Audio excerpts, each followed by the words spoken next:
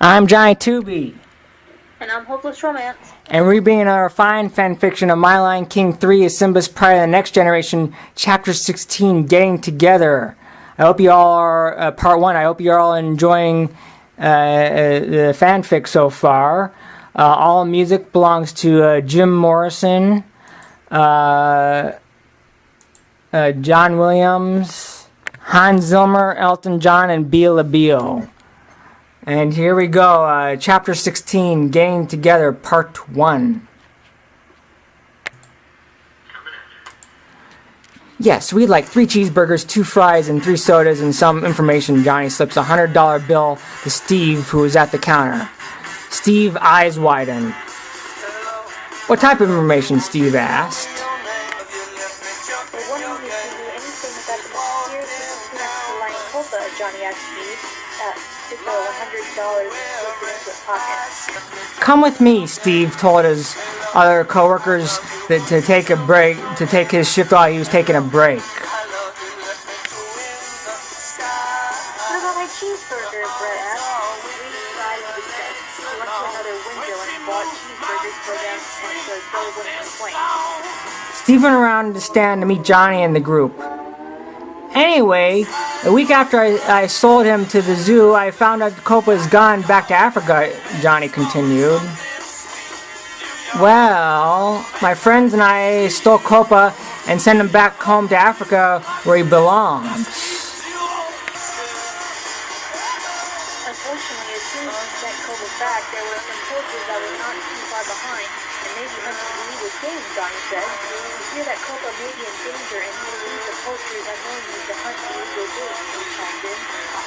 That's awful, Steve responded. Then Alan, the security guard, showed up. Hey, Steve, what's happened, my man?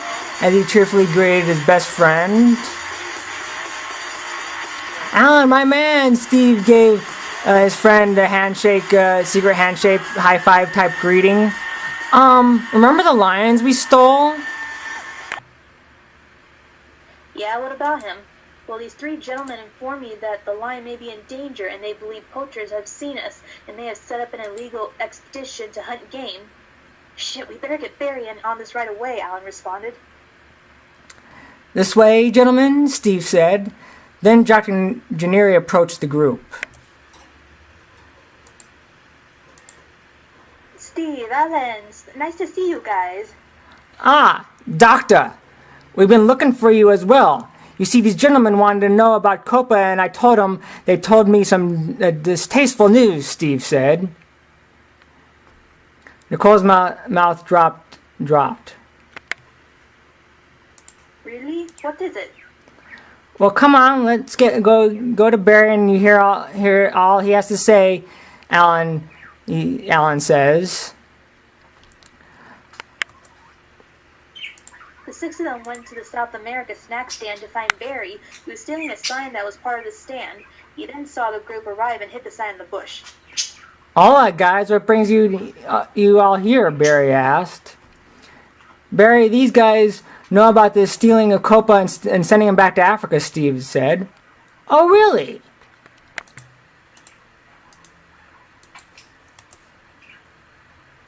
Let me explain, Reed said. Reed explained the situation to Barry and the group. Then we all pulled together and tried to stop the poachers, Barry said. We may need some animal help, Reed predicted. Well, I still own Brast and Sylvia, that when I left to Hui Vanni, my former magician, Johnny said.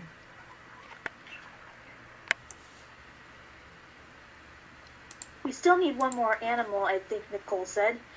How about a wolf? Brett asked. When we stop in Miami for fuel, I can talk to the administrator of the zoo. If he will let us borrow a wolf, I can buy one, Johnny said. That'll work, Alan said.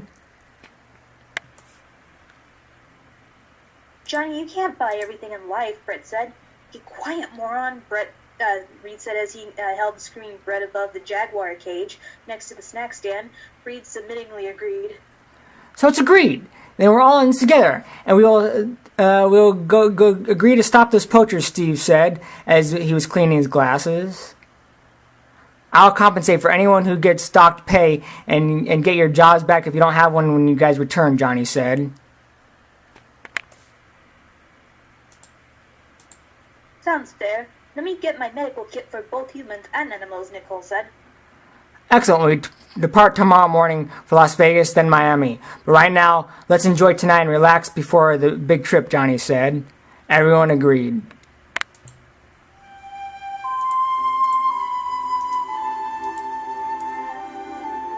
Today, back in the Pride Lands, Kiara and Kovu were learning to be monarchs by Simba by teaching them negotiation skills between other animals.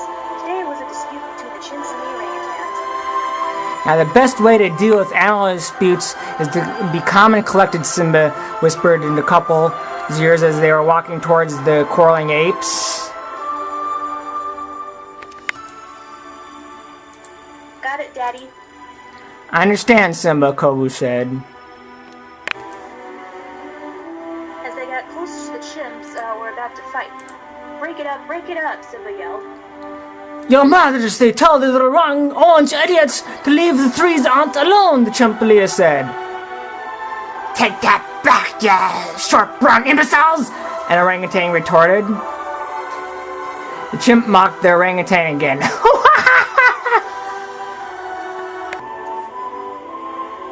That's enough, monkey, Kiara yelled.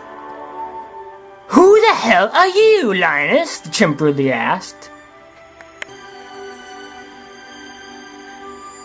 Kiara made that excuse me face. Who the hell are you? Excuse me, Simba and Kiara both said.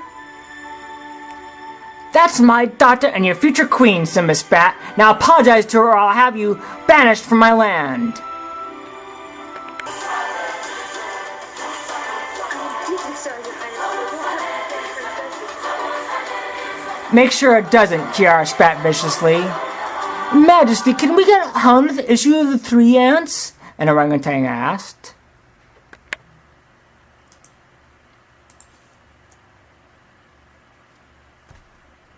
Well, then my question is, which one of you apes was at this tree first? Simba asked.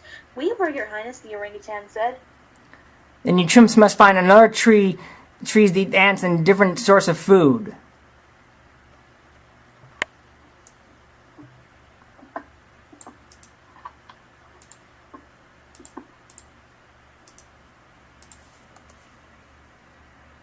But Your Majesty, these types of ants are only in the Pride Lands that we can eat here. Red ants won't do because they're poisonous to us, the chimp leader said.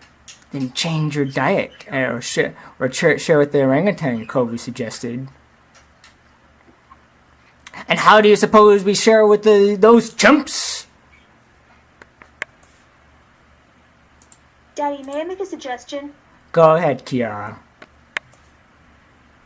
How about you chimps have the ants in the morning, while you orangutans have a go in the early evening? That might work, said an orangutan. Yes, your daughter is right. You can eat here in the morning while they eat at night. No one will bother you at all. Or each other. I like that idea, Kiara, Kovu chimed in. Simba gave a look of approval. Very well. Then it is settled. Anything else? No, not that we know of, both groups said. No. The orangutans were looking at each other.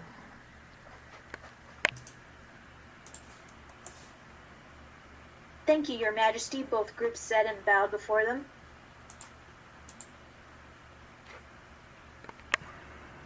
Very good, then.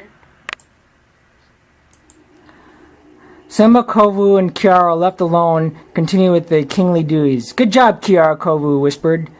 You make a fine queen one day, Kiara. Meanwhile, 30 miles in the south, Poachers had landed. One of the poachers, who was Australian named Pete, had the special ability to talk to animals. Tell me about the lions so I could share them, mate. I wanted to say I could share with the rest of the group the secrets of how to get to these lions, mate. Well, you see, the mysterious hyena began.